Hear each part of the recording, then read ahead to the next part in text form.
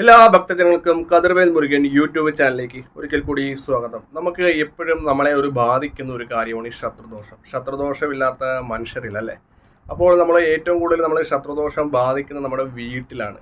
പരിസരത്ത് ചില ആൾക്കാർ ശത്രുത മനോഭാവമുള്ള ആൾക്കാർ കാണും. അപ്പോൾ നമ്മൾ വീട്ടിൽ വരുമ്പോൾ നമുക്ക് വീട്ടിലെ അംഗങ്ങൾ നമ്മൾ പരസ്പരം വഴക്കുണ്ടാക്കുക, വീടിനകത്ത് കയറിയിട്ടൊരു സമാധാനമില്ല, കലഹം ഒഴിഞ്ഞിട്ട് വീട്ടിൽ നേരമില്ല.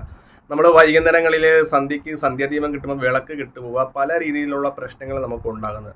അപ്പോൾ അതിൻ്റെ ഏറ്റവും വലിയൊരു കാരണം നമുക്ക് ശത്രുതാദോഷം നമ്മുടെ വീടിനെ ബാധിച്ച്, അത് ഏത് രീതിയിൽ നമുക്ക് ശത്രുദോഷങ്ങൾ നമ്മുടെ വീട്ടിൽ നിന്ന് മാറ്റിയെടുക്കാം.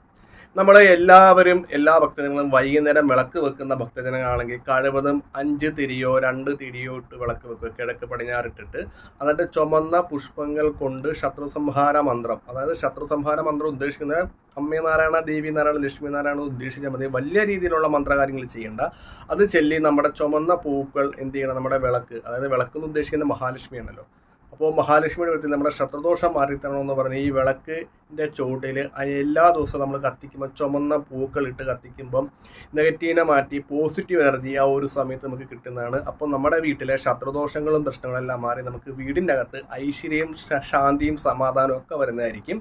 അപ്പോൾ ഇങ്ങനെ ചെയ്യുന്നതിൻ്റെ ഗുണം ഒന്ന്, വൈകുന്നേരം ചെയ്യുന്ന ഗുണം, നമ്മൾ വീട് വിളക്ക് വെക്കുന്ന ഒരു ടൈം എന്ന് പറയുമ്പോഴത്തേക്ക് ഒരു 6:15 6:45 ആയിരിക്കണം. അതായത് ഈ ഒരു ടൈമിൽ വേണം നമ്മൾ വിളക്ക് വെക്കാൻ, 6:15 തൊട്ട് 6:45 വരെ. അപ്പോൾ ഈ വിളക്ക് വെക്കുന്ന ടൈമിൽ നമ്മൾ വിളക്കിനെ കവച്ച് കുട്ടികൾ അങ്ങോട്ടും ഇങ്ങോട്ടും ഓടി നടക്കാതെ ശ്രദ്ധിക്കുകയോ, ഒപ്പം തന്നെ വലിയവർ വിളക്ക് വെച്ചിട്ട് വിളക്കിൻ്റെ, ഇപ്പം നമ്മൾ വീടിൻ്റെ വാതിൽക്കെ വിളക്ക് വെക്കുവാണ്, ചില ആൾക്കാർ 10 തവണ ആയിരിക്കും ആ വിളക്കിനെ കവച്ച് പോകുന്നത്.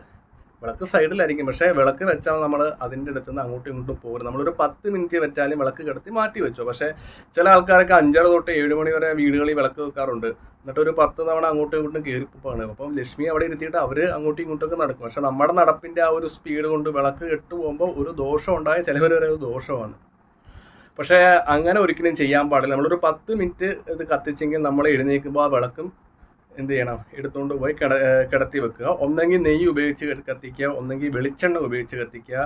ഇപ്പോൾ വരുന്ന നല്ലെണ്ണകളൊക്കെ ക്വാണ്ടിറ്റി ഇല്ലാത്തതുകൊണ്ടാണ് ഈ പറയുന്ന ആചാര്യന്മാർ വെളിച്ചെണ്ണ കത്തിക്കാൻ വിളക്ക് പറയുന്നത്. നെയ്യ് കത്തിക്കുമ്പോൾ വീട്ടിൻ്റെ നെഗറ്റീവ് മാറി പോസിറ്റീവ് എനർജിക്ക് വേണ്ടിയാണ് നമ്മൾ നെയ്യ് കത്തിക്കുന്നത്.